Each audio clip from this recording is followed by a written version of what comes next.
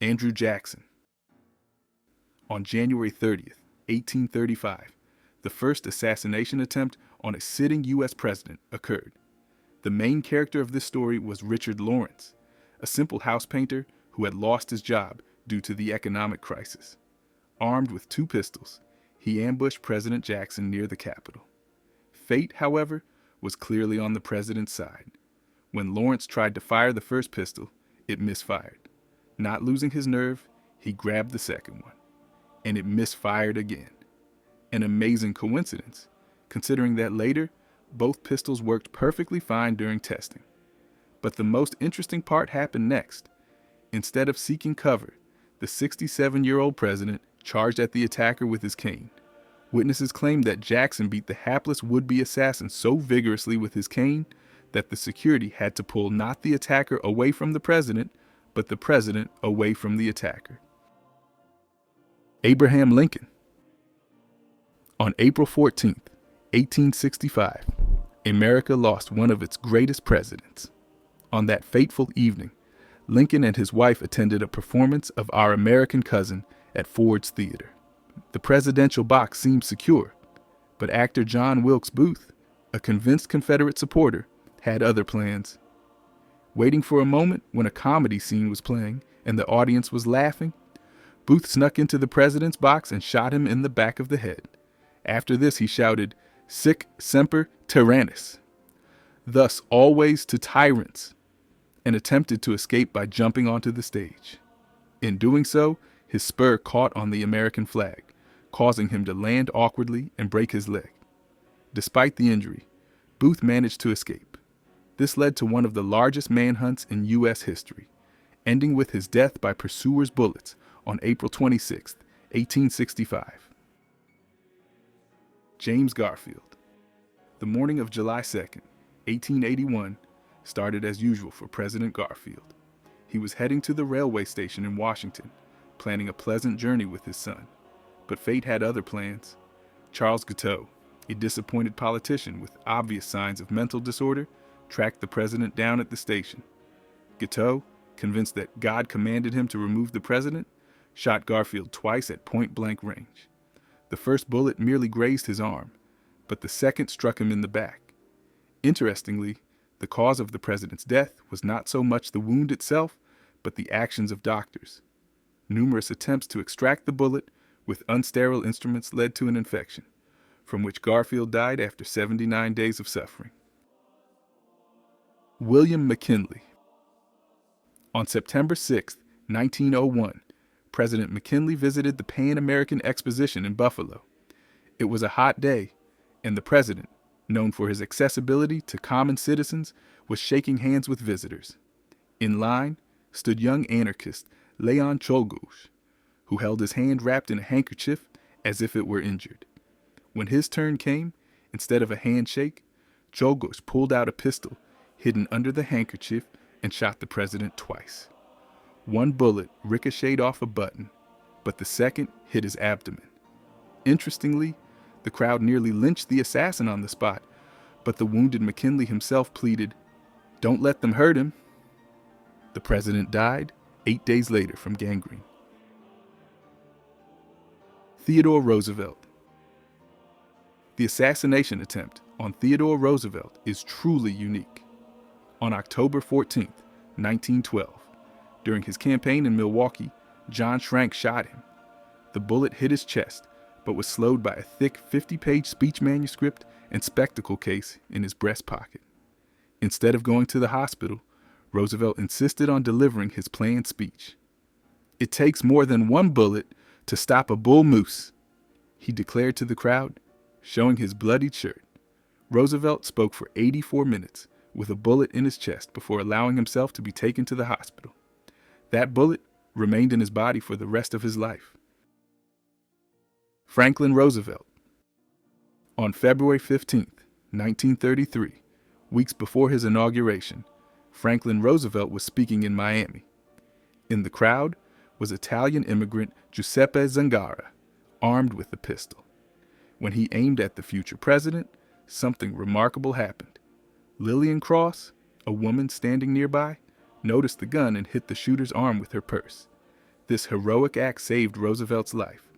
The bullets hit other people, including Chicago Mayor Anton Cermak, who later died from his wounds. Cermak's last words were, "I'm glad it was me instead of you, Mr. President." History remembers Lillian Cross as the woman with a purse who saved the president. Harry Truman. On November 1st, 1950, two Puerto Rican nationalists, Oscar Collazo and Griselio Torresola, attempted to break into Blair House, President Truman's temporary residence. The plan was bold. While one distracted the guards, the other would make his way to the president. A fierce shootout ensued. Truman was sleeping on the second floor and, awakened by the shots, went to the window to see what was happening. Guards frantically shouted, "Get away from the window, Mr. President." In the resulting firefight, Torresola was killed and Collazo was arrested. Later, Truman wrote to his wife, "Had a rather eventful day. 2 men tried to shoot me. They didn't succeed." John Fitzgerald Kennedy. On November 22, 1963, a sunny day in Dallas turned into one of the darkest chapters in U.S. history. President Kennedy and his wife Jackie were riding in an open limousine through the city streets, greeting enthusiastic crowds. Suddenly, shots rang out. Bullets struck the president in the neck and head. Dallas froze. Kennedy was immediately rushed to Parkland Hospital, where doctors pronounced him dead. The official investigation determined that the killer was Lee Harvey Oswald, a former Marine who had lived in the USSR for some time. 2 days after the president's assassination, Oswald himself was shot by nightclub owner Jack Ruby right in the police station in front of television cameras. This assassination spawned numerous conspiracy theories that persist to this day. Richard Nixon. On February 22, 1974, a real drama unfolded at Baltimore Airport. An armed man hijacked a Delta Airlines passenger plane and demanded it be directed to the White House. His goal was simple yet insane: to kill President Nixon. After tense negotiations and a shootout with FBI agents, the perpetrator took his own life. A homemade explosive device was found in his briefcase. Gerald Ford. September 1975 became a true ordeal for President Ford. He was targeted twice in just 17 days. The first attempt occurred on September 5th in Sacramento, when Lynette Fromm, a follower of the notorious Charles Manson, pointed a gun at the president. Fortunately, it misfired. Then on September 21st in San Francisco, Sarah Jane Moore, a left-wing activist, shot at the president but missed. The bullet flew just a meter away from him. Ronald Reagan. On March 30th, 1981, John Hinckley Jr., obsessed with actress Jodie Foster, decided to impress her by killing the president. When Reagan was leaving the Washington Hilton Hotel, Hinckley opened fire. One of the bullets ricocheted off the limousine and hit the president in the chest, stopping just 1.5 centimeters from his heart.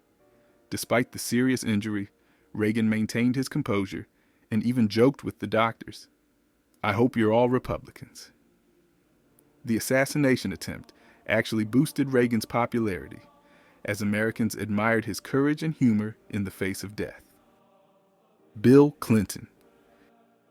Clinton set a kind of record. There were about 30 attempts on his life. The most notable incident occurred on October 29, 1994, when Francisco Martín Duran opened fire on the White House with a semi-automatic rifle. Fortunately, no one was injured. Interestingly, at the time of the shooting, Clinton was in another part of the building watching football, completely unaware of the danger. George Walker Bush. The most dramatic assassination attempt on Bush occurred on May 10, 2005 in Tbilisi. During his speech at Freedom Square, Vladimir Arutyunian threw a live grenade toward the podium. By sheer luck, the grenade failed to detonate. In 2007, intelligence services prevented several more assassination attempts in Jordan, Colombia, and Bulgaria. Barack Obama. During Obama's presidency, there were several serious assassination attempts. On November 11th, 2011, Oscar Ortega Hernandez shot at the White House from half a kilometer away. One bullet even hit a window, but was stopped by bulletproof glass. In 2014, 4 servicemen planned to assassinate the president. And in the same year, a man with a knife and 800 rounds of ammunition managed to enter the White House through the front door, but was stopped. Joe Biden. In January 2022, Scott Merriman from Kansas was arrested for threatening to kill President Biden. His motivation was religious. He claimed he received instructions from God to cut off the serpent's head in the heart of the nation. Donald Trump. In 2020, an unusual assassination attempt occurred when a woman sent Trump a letter containing ricin, one of the world's deadliest poisons. The FBI successfully intercepted the package. Then in 2024, a dramatic attempt took place at a rally in Pennsylvania, where 9 shots were fired at Trump. One bullet grazed his ear, but he showed remarkable resilience, continuing his speech. Which presidential assassination attempt do you find the most chilling? Share your thoughts in the comments below. Don't forget to subscribe to the channel, and if you enjoyed this video, give it a like. It really helps get it out to more viewers. Remember, your engagement helps me create more content. See you in the next video.